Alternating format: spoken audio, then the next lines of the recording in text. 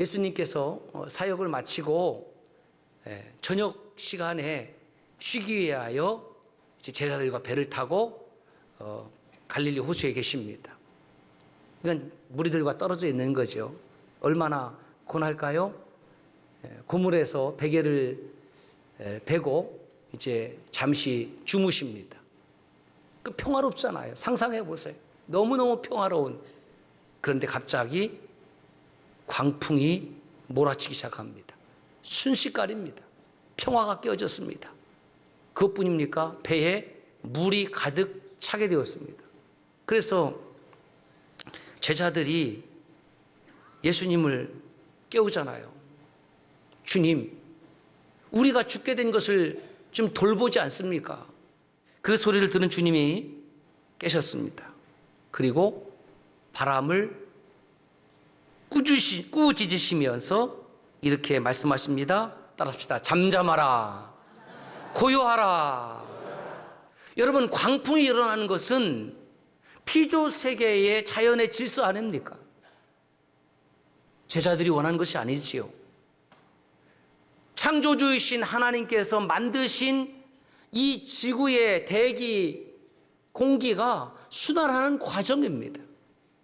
그런데 그 창조주 하나님이 만드신 자연 질서가 하나님의 백성들, 하나님의 사람들의 생명을 뺏어도 된다라는 법은 없습니다. 그것은 하나님의 영역을 침범하는 것이기도 하지요. 그래서 그 광풍을 향하여 지금 꾸짖으십니다. 여러분 보세요. 꾸짖는 것은 어떤 인격체를 향해서만 꾸짖을 수 있습니다. 어떤 생명체를 향해서만 꾸짖을 수가 있는 겁니다. 바람이 무슨 인격체입니까? 바람이 무슨 생명이 있는 무슨 동물입니까? 그 공기에 하나인데. 그런데 또 꾸짖어요. 이 말씀을 듣고 비바람이 불 때 또 밖에 나가서 고요하라, 잠잠하라 해도 안 할 거려. 무슨 말씀입니까? 오직 주님만이 창조주시기 때문에, 피조 세계를 지으신 하나님이시기 때문에 그 모든 만물은, 모든 피조물은 주님의 말씀에 순종할 수밖에 없습니다. 듣는 거죠. 이것이 주의 능력입니다. 창조주 하나님의 능력인 겁니다. 중요한 사실이 뭐냐면, 우리가 신앙생활 하면서 기쁨도 있고 은혜도 있고 감사도 있고 헌신도 있고 순종도 있고 사랑도 있고 다 좋은데, 그럼에도 불구하고 때로는 광풍이 분다는 사실이고, 또 하나는 정말 잊어버리면 안 되는 것이, 광풍이 부는 그 상황이라 할지라도, 광풍이 먹구름이 내 삶을 블랙홀처럼 다 빨아들이는 상황이라 할지라도 하나님은 나와 함께 하신다는 거예요.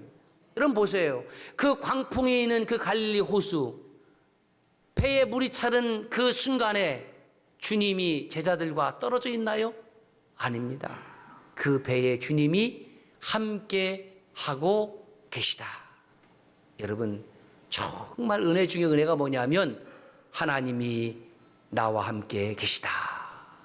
하나님이 나와 동행하신다. 그 임마누엘 하나님이라는 거죠. 잠언 8장 17절에 나를 사랑하는 자들이 나의 사랑을 입으며 나를 간절히 찾는 자가 나를 만날 것이라고 말씀하지 않았습니까? 나는 주님을 만난 적이 없습니까? 주님의 사랑을 입은 적이 없습니까? 그것은 당신이 주님을 사랑하지 않았기 때문이요, 주님을 간절히 찾지 않았기 때문 아니겠습니까? 여러분, 누가 복 있는 인생인지 아세요? 나는 주님의 사랑을 힘입지 아니하고도, 나는 주님의 은혜를 받지 아니하고도, 나는 사는데 문제가 없어, 이 사람이 복 있는 사람이 아니라, 나는 주님 없이는 안 되는 사람, 그 사람이 복 있는 사람인 줄로 믿습니다. 누가 예배당에 나오느냐? 나는 주님 없이는 안 되기 때문에, 주님의 도우심이 없으면 안 되기 때문에, 주의 능력을 힘입지 않으면 안 되기 때문에 그 사람이 복 있는 사람입니다. 그렇게 풍랑이 잠잠해졌습니다. 주님께서 그냥 넘어갈 리 있겠습니까? 말씀하시죠. 어찌하여 이렇게 무서워하느냐 이렇게 말씀하십니다. 제가 이 말씀을 읽으면서 아니 그러면 주님은 안 무섭습니까? 주님은 무섭지 않을 수 있지요. 창조주시니까.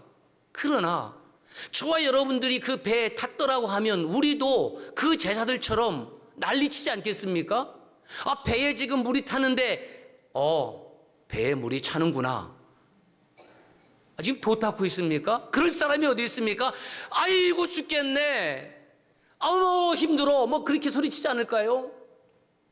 그 주님 몰라서 무서워하느냐고 지금 물으신 걸까요? 아니, 그 다음 구절이 이렇게 되어 있습니다. 너희가 어찌 믿음이 없느냐? 아, 도대체 여기서 믿음이 왜 나온다는 말이에요? 믿음이 없다라는 말은 무슨 뜻입니까? 이런 뜻이에요. 얘들아, 너희들 지금 죽을 것 같지? 그 먹구름이 너희들의 삶을 지금 다 빼앗아 버렸지? 중요한 건 있다. 그것이 뭐냐면 지금 내가 너희들과 이 배에 함께 있지 않니? 이런 뜻이에요. 믿음이 무엇입니까? 하나님이 지금 내 삶 가운데에 함께 계시다라는 사실, 그것을 인정하는 것이 믿음입니다. 그러면 됐잖아요.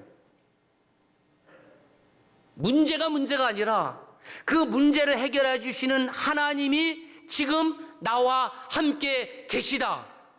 이것을 제자들에게 다시 한번 상기시켜 주시는 말씀입니다. 여러분, 제자들이 물에 빠져 만약에 익사한다고 가정해 봅시다.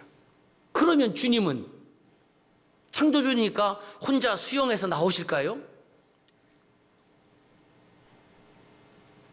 보세요. 제자들 가운데 사실 12명의 제자들 가운데에 9명이 이 갈릴리 출신입니다. 그리고 어부 출신들이 누구냐면 베드로, 야고보, 요한, 또 누구예요? 빌립, 안드레. 이 5명은 적어도 어부로 잔뼈가 굵은 사람이에요. 웬만한 광풍 정도는 많이 겪어본 경험이 있고, 그리고 그 갈릴리 호수에 대한 지식이 있고. 그런데 그 아는 제자들도 지금 두려웠다라는 것은 그만큼 위급한 상황이라는 거죠. 자기들이 가지고 있던 갈릴리에 대한 지식, 어부로서의 경험이 아무런 도움이 되지 못하는 무용지물이 되는, 마치 내가 열심히 바르게 운전하면서 가고 있는데 그 음주운전 하시는 분이 내 차를 향해서 오고 있다고 하면 이건 몇 마디 하겠습니까? 그러고 쾅.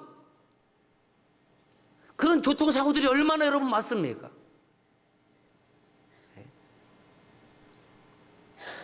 한번 쓰러져 봤더니 그러더라고. 그거밖에 없어요. 그 순간에는 내가 가지고 있는 지식, 내가 가지고 있는 경험, 내가 가지고 있는 인간관계, 그 모든 것들이 아무런 소용이 없다라는 겁니다. 아무 소용이 없어요.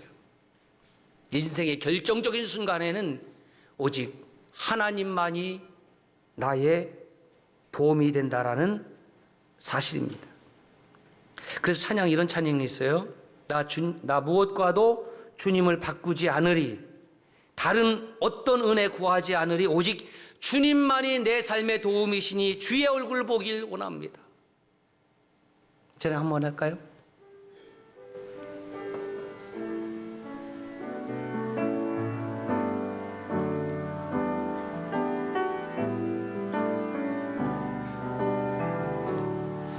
나 무엇과도 주님을 바꾸지 않으리. 다른 어떤 은혜 구하지 않으리.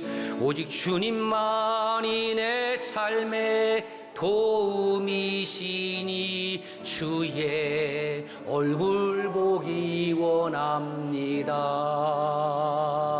주님 사랑해요.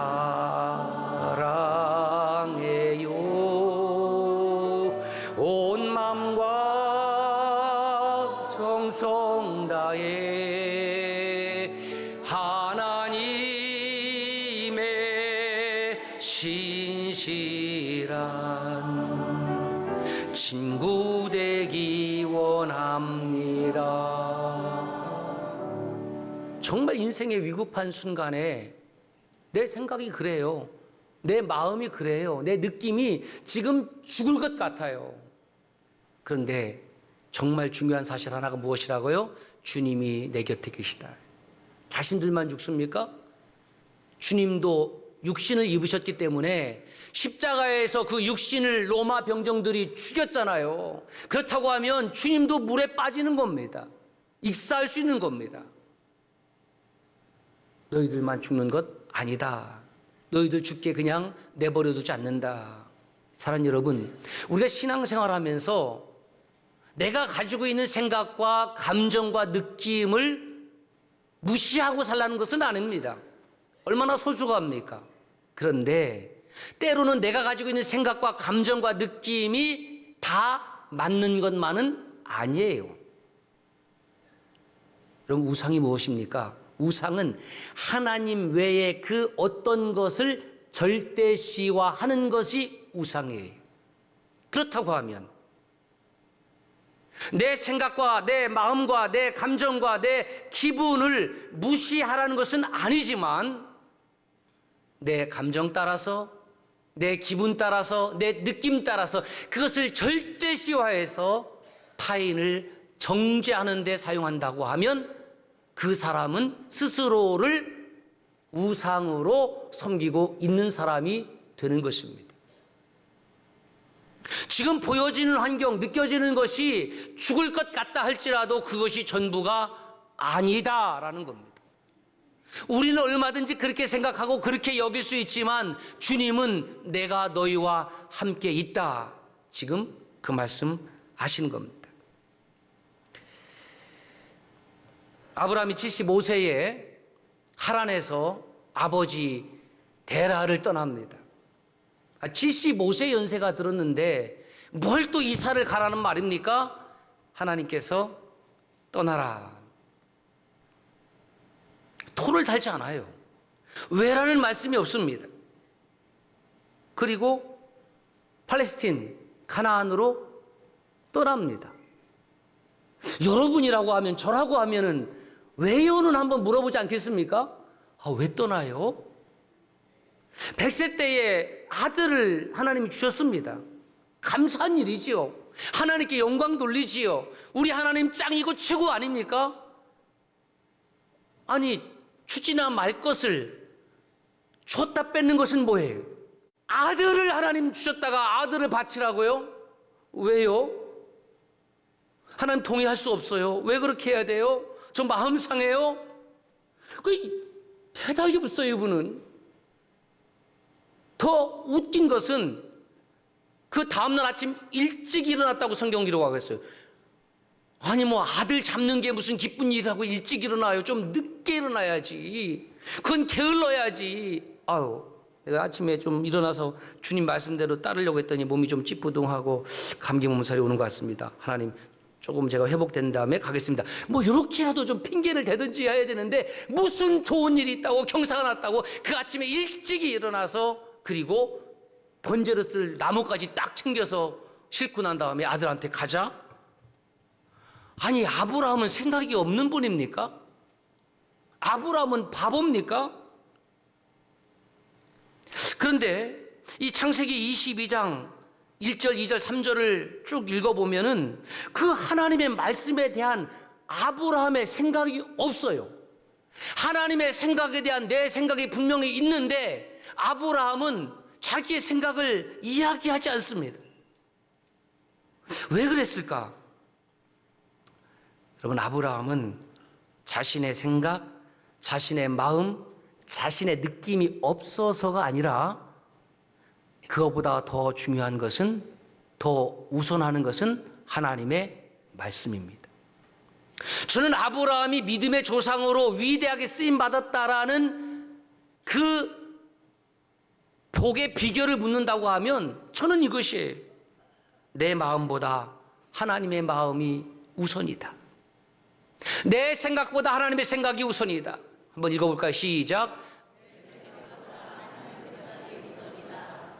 저는 이것을 신앙이라고 얘기하고 싶어요. 내 생각보다 하나님의 생각이 우선입니다. 날씨도 더운데 꼭 예배당에 가야 예배인가? 라고 생각할 수 있습니다. 그건 자유지요. 그래도 하나님께서 이 예배당을 세우시고 이곳에 성부, 성자, 성령 삼일체 하나님의 영광의 임재가 있는 곳으로 삼으셨다고 믿는 사람들은 아니야, 내가 조금 피곤해도 나는 예배 자리로 나가야지. 왜? 하나님 나를 부르시니까. 하나님 나를 부르시니까. 저는 아브라함이 믿음의 조상으로 우뚝 선 이유가 여기 있다고 믿습니다.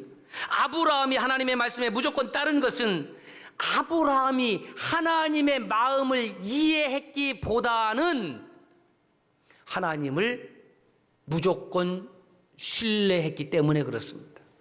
여러분 어떻습니까? 우리는 살아가면서 저 사람을 내가 신뢰해야 되는지 신뢰하지 말아야 되는지 우리 판단하지 않아요? 옆 사람 보세요. 계속 신뢰할 만하게 생겼는지. 아닐걸? 신뢰를 했다가도 또 아닌 것 같기도 하다가도. 그러면 스스로를 한번 생각해 봅시다. 나는 나를 스스로 그렇게 신뢰할 만한 사람인가? 그것도 아닐걸요. 내가 이렇게 마음 먹었다가 작심 3일이 끝나고 3일이 지나고 못하고 이렇게 하겠습니다 했다가 또 지키지 못하고.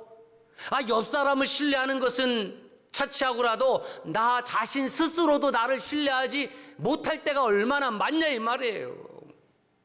부지런해야지, 열심히 해야지 그렇게 결심했지만은 나는 그렇게 못할 때가 많이 있습니다. 그러고 보니까 나는 그렇게 신뢰할 만한 사람이 아니구나. 그런데 아브라함이 원칙이 뭐냐면 나는 하나님을 신뢰합니다. 보세요. 여러분은 그렇게 정의롭습니까? 여러분들은 그렇게 공의롭습니까? 여러분 착각하지 마세요. 저는 정의를 추구하는 목사이긴 하지만 옳고 그름을 분명히 하기를 원하는 목사이긴 하지만 제가 항상 옳은 것은 아니에요. 제가 정의는 아닙니다. 그러나 우리가 믿고 섬기는 하나님은 정의로우십니다. 할렐루야. 하나님은 공의로우십니다. 할렐루야. 그래서 우리가 하나님을 섬기는 것이죠. 내가 정의롭고 내가 항상 공의로우면 나를 예배하시오.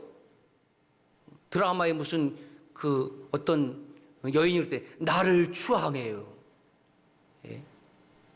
추앙할 거 없어요. 나를 어떻게 추앙해요? 항상 공의롭지 못하고 항상 정의롭지 못하고 때로는 이기적이고 때로는 욕심이 있고. 나는 추앙할 만한 그런 존재가 아니에요. 우리가 추앙하고 우리가 섬기고 예배할 분은 오직 한 분 하나님밖에 없음을 믿습니다. 그러므로 믿음의 삶이라는 것은 내 느낌, 내 감정, 내 생각 따라 사는 것이 아니라 하나님의 말씀 따라 살아가는 겁니다. 여러분 그렇게 찬송하지 않았습니까? 좀 전에 주 나의 반석이시니 내가 그 위에 서리라. 내가 설 수 있는 곳이 어디입니까? 내 감정과 생각과 마음에 내가 서면 실패해요. 우리가 서는 믿음은, 믿음의 반석은 주님의 말씀입니다. 주님의 말씀 위에 설 때에 그 말씀이 나의 삶을 반석 같은 삶이 되게 할 줄로 믿습니다. 새벽에 나와서 기도하고 찬송하고 말씀 듣고 매 주일날 또 와서 말씀을 듣는 이유가 무엇인가? 내 귀가 즐겁기 위해서? 내 눈이 즐겁기 위해서? 아닙니다. 저는 코미디언 아닙니다. 개그맨 아닙니다. 저는 광대가 아닙니다. 저는 여러분들의 눈과 귀를 즐겁게 하기 위하여 설교한 적이 저는 한 번도 없습니다.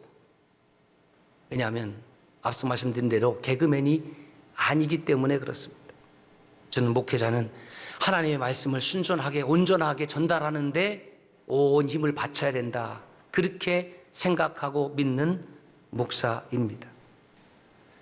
내 생각이 아니라 하나님의 말씀이 우선인 것을 가르치는 사람이 저는 목사라고 생각합니다. 그러므로 오늘 말씀을 통해서 깨닫게 되는 것은 저나 여러분이나 삶의 위기가 올 때에 기억해야 될 세 가지의 진리가 있습니다. 첫째는 삶의 위기가 찾아와도 하나님이 나와 함께 하신다. 따라합시다. 하나님이 나와 함께 하신다. 여러분 잊지 마십시오. 우리는 때때로 기분 따라서 그렇죠? 그러나 하나님은 그렇게 사랑하신 적이 없고요. 영원토록 세상 끝날까지 그렇게 여러분을 사랑하십니다. 위기의 순간에 제자들이 깨달은 것은 뭐냐? 주님이 우리와 함께 하고 계시는구나. 주님이. 그러니까 그 순간에 주님께 그 문제를 가져다가 드리는 겁니다. 내 문제가 아니라 주님의 문제가 되는 거예요. God help me. 하나님 살려주세요. 그 외치는 소리가 여러분 겸손의 소리입니다. 두 번째 진리가 뭐냐면 그래서 구하는 겁니다. 우리가 죽게 되었으니까 돌보아 주세요. 여러분 교만한 사람은요 죽어가면서도 끝까지 하나님을 부르지 않아요. 누가 기도하는지 아십니까? 겸손한 사람이 기도합니다. 누가 기도합니까? 내 힘과 능력으로 안 된다는 것을 깨달은 사람이 기도하는 거죠. 다윗은 자신의 영적 스승이었던 선지자 사무엘이 이제 죽었습니다. 하나님 거둬가셨어요. 그러니까 나의 영적인 스승이 지금 사라졌으니까 얼마나 마음이 불안하겠습니까? 인생의 문제가 생길 때마다 사무엘 선지자를 통해서 하나님의 음성을 듣고 그리고 도움을 받았는데 갑자기 사무엘 선지자가 사라졌습니다. 나를 기름 부으신 그 선지자가 사라졌습니다. 그때 바란 광야에서 다윗이 이런 시를 지어요. 시편 121편입니다. 내가 산을 향하여 눈을 들리라. 나의 도움이 어디서 올까? 그 다음부터 여러분 읽으세요. 시작. 이 말씀이 바로 사무엘 선지자를 하나님이 거두어 가신 후에 그 외로움에 그 두려움에 누가 내 인생 가운데 나를 도와줄 수 있을까? 내가 산을 향하여 눈을 들어보는 겁니다. 저 산에서 나를 도와줄 사람이 있을까? 저 산에서 나를 도와줄 사람이 있을까? 그런데 그 산이 나를 돕는 것이 아니라 천지를 지으신 여호와께서 나를 도와주시는구나. 이것을 노래한 것입니다. 그래서 후일에 이 시를 가지고 예루살렘의 백성들이 예루살렘 성전에 올라갈 때 여기다가 곡을 붙여서 찬송을 했습니다. 그래서 이것을 성전시라고도 하고 성전 찬양이라고도 합니다. 세 번째 진리, 말씀이 우선입니다. 주님은 제자들과 분명히 함께 계셨지만은 제자들이 도움을 구할 때까지 기다린 거예요. 저는 주님의 감각이 그렇게 둔한 분이라고 생각하지 않습니다. 우리가 주님의 이름을 부를 때까지 예수여 나를 구원하소서, 예수여 나를 도와주옵소서, 예수여 나를 만져주옵소서 라고 할 때까지 주님은 기다리시는 거죠. 왜? 하나님의 은혜는 헛되이 사용될 수 없기 때문에 하나님의 은혜는 하나님의 은혜를 아는 자만이 구하는 자만이 하나님의 은혜를 값어치 있게 사용할 수 있기 때문에 그러므로 주님의 은혜는 내 생각과 내 마음이 우선시되는 사람에게는 결코 임할 수 없습니다. 누가 주님의 은혜를 받느냐? 주님의 생각이 먼저인 성도입니다. 여러분 이 주일에도 무엇이 은혜입니까? 제자들에게는 그 배에 주님이 함께 했다는 사실이 은혜고 저와 여러분들에게는 어떤 상황이든지 어떤 삶이든지 그럼에도 불구하고 하나님께서 나와 함께 하신다는 사실 그것이 은혜입니다. 그 은혜의 최고봉 가장 큰 은혜가 무엇이냐? 주께서 나를 향해서 오늘 또 말씀하신다. 여러분 하나님이 좋으신 이유가 무엇이냐면 끊임없이 역사 가운데 우리의 삶 가운데에 말씀하신 하나님. 주님 말씀하시면 내가 나아갈 것이고 주님 말씀하시면 내가 멈춰설 것이고 성경 66권을 통하여 기록된 말씀을 통하여 선포되는 말씀을 통하여 그렇게 오늘 또 말씀으로 나의 영혼을 인도하시는 주님이 계십니다. 그래서 그렇게 정리를 한 겁니다. 은혜는 예수님께서 나와 함께 하신다는 사실이요 최고의 은혜는 시작 주님께서 나를 향해 말씀하신다는 사실. 여러분 생각해 보세요. 나는 주님의 말씀을 당연히 들을 자격이 있습니까? 내 마음과 내 생각과 내 행동이 주의 말씀, 그 귀한 말씀을 당연히 들을 자격이 있습니까? 제자들은 주의 말씀을 당연히 들을 자격이 있습니까?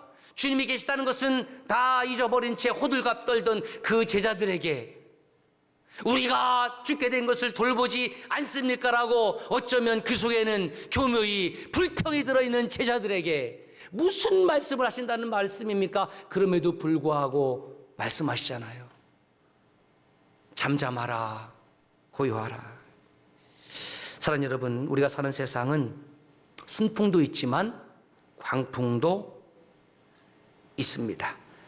신앙생활하면서 흔들릴 때가 언제냐면 바로 광풍을 만났을 때. 그러나 여러분 꼭 기억하십시오.